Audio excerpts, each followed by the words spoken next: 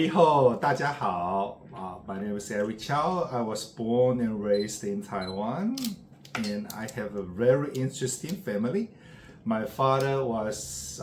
immigrant from China in 1950. Yeah, coming along to Taiwan with Chiang Kai-shek administration,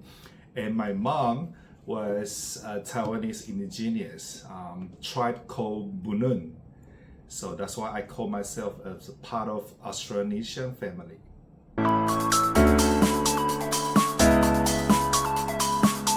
这件事情呢，我必须要把这个 credit 给一个人，这个人叫做 Eva Chen。那对，因为我其实来到纽西兰之后，我其实参与了很多就是台湾社群的一些活动跟服务。那有一天他就跟我讲说，其实你这么喜欢做这种事情，为什么你不考虑就是到 City Council， 然后就是加入 panel， 然后成为 panel 的其中的一员，然后把你的一些专长奉献给这个 City， 然后做一些事情。那我想一想，也是可以。然后我就上网公开招募的时候，我就上网申请，然后就很幸运的就被选中了。那我进去之后呢，我才发现原来我是 Rainbow 里面唯一的一个 Asian， 然后我就突然觉得哇，我的责任好大，我的压力好大。那就是从上一个市长上任，我们就跟着他一起上任到现在。其实我在这个 panel 里面我学了很多。那原来我其实2016年来到纽西兰。那我一直也没有觉得我好像真的是一个所谓的 New Zealander， 一个 Kiwi。可是从我开始参加 City Council 的这些活动 meeting， 然后给 City 他们在做一些政策上面的一些建议跟想法了之后，我才真正的开始觉得 I am part of the family。然后我就觉得这种感觉很好。那当然，因为我不熟悉这个整个情况，所以在整个参与这个Rainbow Panel 的时候呢，我跟我的 teammate 还有我们的 co-chairs Teresa 跟 Josh 真的是学了很多。当然也包括我们 council 里面陪伴着我们这个 panel 一起的这些人，其实我在他们身上都学到很多很多的东西。因为其实你搬来这个地方住，你在这边生活，然后你每天都在这边，你在这边工作，你在这边，可是对我来讲，就是我好像没有真正的觉得我是进到这个地方来的，我就只是好像换了一个地方生活。因为以前我的工作，我在香港工作，我在大陆工作，对我来说，我就只是换一个地方去生活去工作，可是我好像从来不会觉得我已经是这边的人的感觉。那自从开始做了这个之后，我才第一次真的觉得我好像已经是这边的一份子了，因为我可以知道 City 将来未来的10年有什么计划，有什么规划，然后我可以从我的角度给一些什么样的建议跟意见，然后去参加很多的讨论，包括像 AT 交通局他们的这些新的一些设施或者计划，然后我提供我的想法，然后我就觉得哇，就是那个感觉其实是完全不一样的。然后当然在这个当中我也参加了投票我也选举，我也服务了很多，一切这些加在一起之后，才真正的让我觉得我已经是这个地方的一份子了，那个感觉是比较不一样的。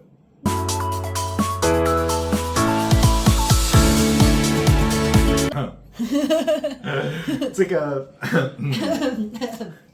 这是好了，说的比较好听一点，这是为了爱，这是为了爱。对，就是因为我的前夫我们当时我在大陆工作的时候，我在中国工作的时候呢，我认识了我的前夫。然后我前夫呢，他也是一个纽西兰的中国移民，但是他16岁的时候就被家里人送来这边读高中，所以他一直都在这个地方。那我当时是在他的家乡工作，我们就认识了。认识之后呢，很快我们就在一起。大概在一起2年之后呢，他想回来定居，他不想在家里做事情了，他就问我，愿不愿意回来跟他一起在这边重新一个生活。那当然我从来没有来过纽西兰，我也没有想过有一天我会来，但因为他我过来了。对，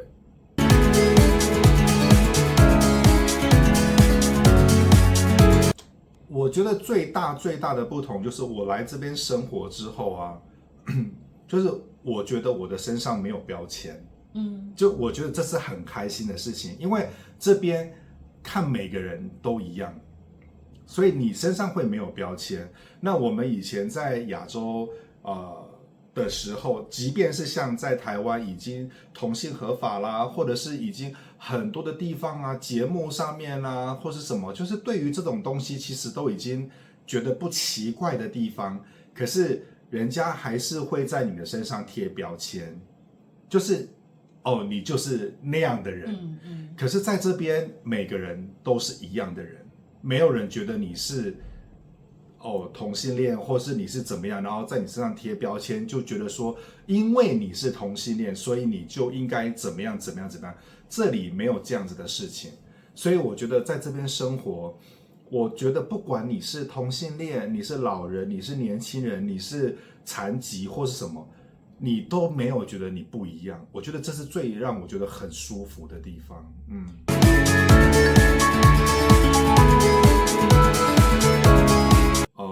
刚刚提到说我们大部分 Asian 的家庭啊，什么什么东西这样子，其实我自己的感觉，因为我自己家里也很保守，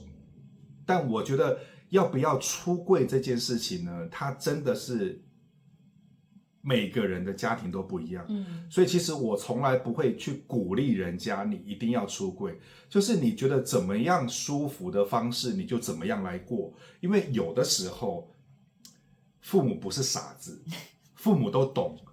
可是他也希望你不要把最后的这个纸戳破了，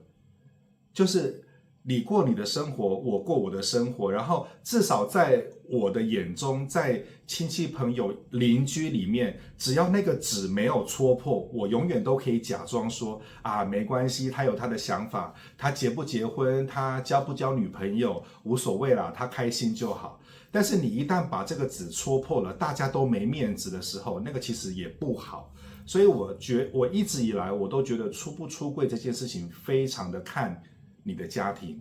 跟你的情况，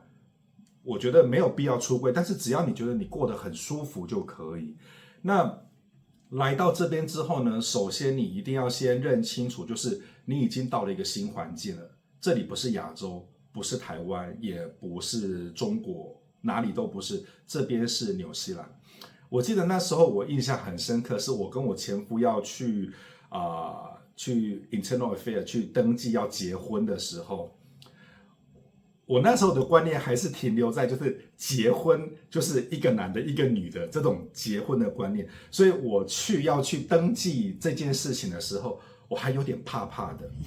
然后呢，就到我们的号码到了那个 counter 的时候呢，那个女生就问说You guys are getting married or just partnership？ 然后我突然就觉得说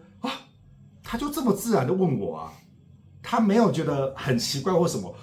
就是在那个刹那间我就觉得哇，这个国家真好，就是真的就是他看你没有不一样，所以既然别人看你没有不一样，请你也不要看你自己不一样，就是你要先爱你自己，你尊重你自己，别人也会爱你，也会尊重你。所以你不要觉得自己好像我是 gay 很丢脸，或是我觉得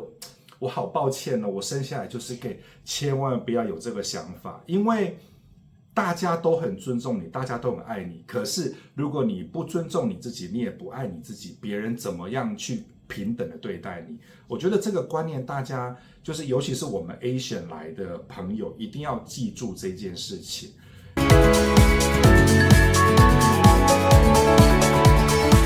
那再来就是我真的非常非常的鼓励所有 Asian 的Rainbow 的朋友，真的就是你要站出来，你要说话，因为就像我在从事这个事情的过程当中，我就会发现说，因为你不站出来，你不说话，其实大家不会注意到你。你想，就是 Council 一个组织就这么一点点人，他要做这么多的事情，如果永远 Asian Rainbow 这一块都是没有声音的话，你觉得他们会去注意到你吗？不会。当然我说的这个站出来，不是说大家好开心的参加什么 Big Gay Out 啊，或者是 Parade 啊这种，当然参加这个活动是很重要的，是展现你自己。可是我的想法是，你多参与一些跟公共议题有关的事情，或者是跟一些政治有关的事情，比如说出来投票。你出来投票，你选了你喜欢的人，你就发出你的声音了。参加公共议题最简单的，比如说你去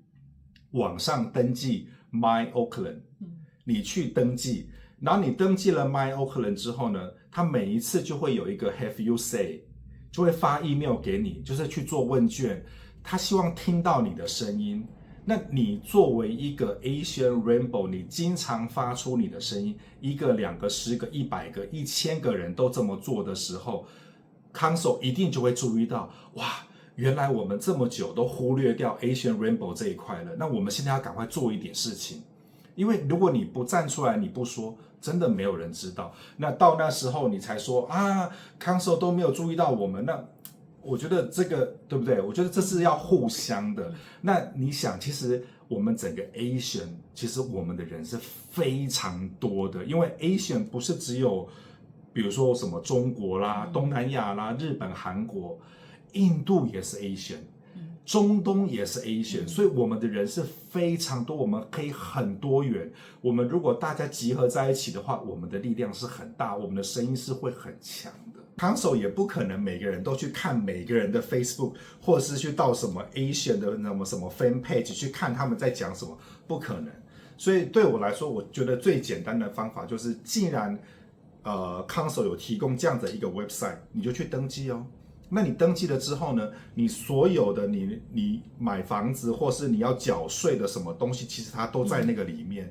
那你就可以从那个地方去给你的意见，给你的想法。比如说，你可能像我们住在 city 的，然后你就觉得说啊，这个 city 这个路很烂，然后怎么样，你就在 Have you say 那边去反映咯，对不对？那因为他们会收，他们会看到，那是文字的东西，就会有记录。我觉得那个比任何都还要简单，而且容易能够进到那个系统里面去。我真的觉得就是 get involved 很重要，就是你一定要表达出你的声音跟你的需求，因为你不说，别人怎么知道哦？原来你需要这个东西，我觉得很可惜。其实我们的人不少，那可能大家平常。对我相信啦，有一些人的性格可能会觉得说啊，我就不喜欢政治啊，这些东西就跟我没有关系。其实它跟你有关系，只要你是一个 citizen， 只要你住在这边，不管你是什么样的 background， 它就是跟你有关系。所以如果你不说，真的没有人知道，蛮可惜的，我觉得。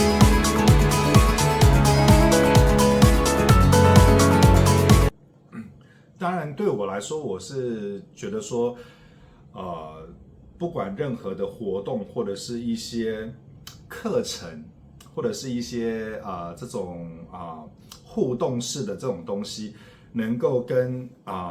Asian Rainbow 结合在一起，越多越好。但是呢，这个时候呢，你又不免会去思考到说 Asian Rainbow 它的一个独特性，就是大家其实都很怕被贴标签。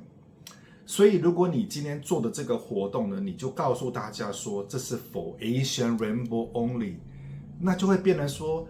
大家会很怕，我只要走进去，每个人都知道哦，原来他是 gay 哦，原来他是什么，就会很怕这个东西。所以其实比较简单的方法就是你做一个大家都能参加的活动，然后呢，你用你能够接触到的管道去联络到那些 Asian Rainbow 的比如说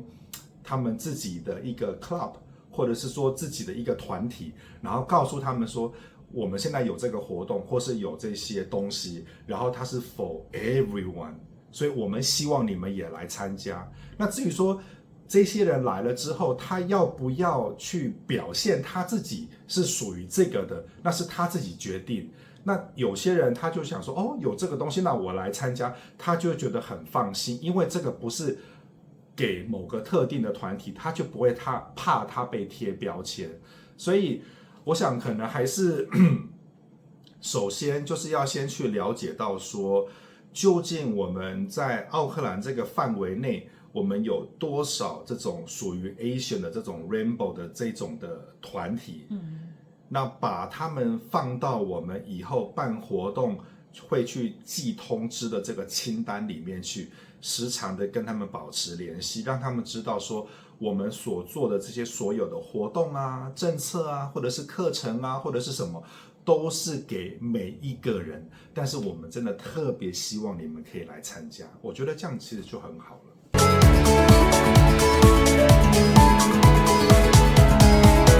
其实我真的要说，就是我们的 Asian 在那个 panel 里面真的太少了，真的，我真的好希望有其他的不同的 Asian 的 Rainbow 的朋友，真的一起来加入到我们的 panel 里面，跟我们一起来做讨论，因为我的声音不代表大家的声音，所以声音其实越多，其实是越好的。我们其实讨论了很多关于整个 City 以后要怎么去运营啊，怎么走啊，各个方面的方向。但是其实我自己觉得，可能会影响到 Asian 最大跟最深的呢，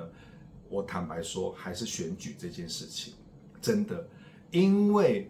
如果你让 candidate 不管他是 local board 也好，或者是council，或者是 MP， 你让这些人听到 Asian Rainbow Community 的声音的话，我觉得这个比一切都来得重要，因为所有的这些政策的制定啊、预算啊、经费怎么给啊，或是我该做什么事情，都是各个团体不同的去拉比的结果。所以如果我们 Asian Rainbow Community 从来没有一个人或是一个团体去做这样子的事情的话，真的我们在 social media 上面，我们喊半天，我们写半天，永远这件事情都不会变成真的，因为你的声音就是没有被听到。所以我觉得第一步真的欢迎大家都来寄出你的 application， 然后都来加入我们的 Rainbow Panel， 一起跟我一起来加入，然后一起来讨论。第二个就是以后有任何公共议题的或者是选举的这种东西，真的拜托大家积极的投入跟加入，这个真的很重要。对，其实你讲的这个啊，我也有想过一件事情，就是其实像很多的 Rainbow 的团体，他们会做的一些活动，然后这些活动呢，大部分都是跟交朋友有关的活动。那但是这样的活动呢，很好玩，没有错，可是它那个很积极的意义，其实它并不存在。那我其实会建议，就是说，大家可以办一些活动，比如我怎么在纽西兰生活里面，我怎么节税，我怎么省税，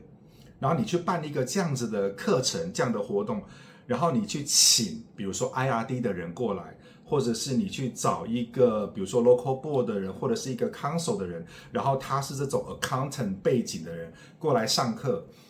他们来了之后，他接到这个邀请的时候，他第一眼就觉得，哦，原来有一个 Asian Rainbow Association 啊，哦 ，OK， 这个你就开始会被注意到了。然后慢慢的，你办很多这种联动互动的这些东西的话，你去找很多这些经常从事公共议题的人过来的时候，你们多做交流，多做沟通的时候，慢慢的人家就会注意到，原来有这样子的 club association， 或是有这样的一些群体在，那只是他们平常没有说话，那你就会被听到，你就会有声音。那当这些人将来他们要去选举，要去干嘛的时候，他就会想到，我要去那边跟他们打招呼，我要去跟他们say hi，因为他们也是一群很重要的人。这个时候你的目的就达到了。如果说有就是团体们大家开始找这样的人开始来讲这样子的课程的时候，其实我觉得这个才是真的积极的帮助到大家。然后比如说你知道有谁要选举，或者你知道可能差不多要选举，其实你可以自己主动去联系这些办选举的人说，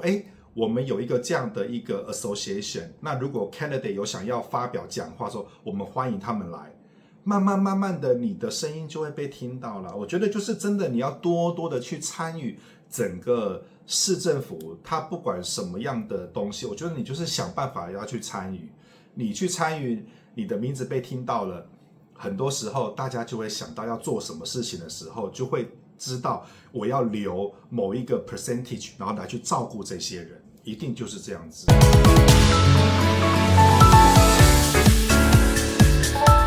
我觉得我最后还是想要强调，就是我前面讲过的那一些东西，就是第一个，你一定要先爱你自己；第二个，你要尊重你自己；第三个，你永远不要觉得很抱歉，为什么我是这样的身份，我是这样子的人。然后第四个，你也千万不要觉得很羞耻，你就做你自己。在纽西兰这个地方呢，大家都是非常的开明的，没有人觉得你不一样，所以你也千万不要觉得你自己不一样，你就开心的做你自己，该怎么样你就怎么样，然后去融入这边的生活，多参与这边的一些公共的话题，然后呢，真的选举快要到了，参与投票真的很重要。真的就是因为你多参与公共的东西，你的声音才会被听见，你才不会觉得说好像为什么政府都没有关心到我们，因为你要说话，你要说出来，大家才会知道，否则的话，你的声音很快就会被盖在其他的可能更重要的议题上面，那其实蛮可惜的。所以你的认识是今年4年你就完了嘛？是不是？对，今年就是跟了新的市政府结束就会结束嘛。然后他们会重新再去招聘一批新的。当然，在这个之前，他们一定会先问我们有没有人要继续留下来的。对，你还会留吗？我会继续留啦，我会继续留。感谢。对，因为我不留的话，声音就不见了，怎么办呢？对啊，真的，我觉得这个真的很重要，多一点朋友来加入，然后从不同的地方的人，不同的文化背景的人来，那你看这个事情的观点其实就会非常的不一样。就像那时候我们在讨论说，他们就在讨论说，图书馆的那些前台的接待，他们要教他们怎么去跟 LGBT 的人打招呼或者是跟他们说话的时候不要碰触到哪些敏感的话题，或是让他们觉得不舒服的那些用词或用字。这个时候你就会觉得说，你看，如果有些 Asian 的可以过来，然后告诉他们，比如说像我的 background 就是我就是华人的 background， 所以我把我的想法告诉他们。但是会不会有些，比如说因为印度就有好多几百种不同的种族、宗教文化习惯，包括中东的朋友，他们有戴头巾的，或者是怎么样的，那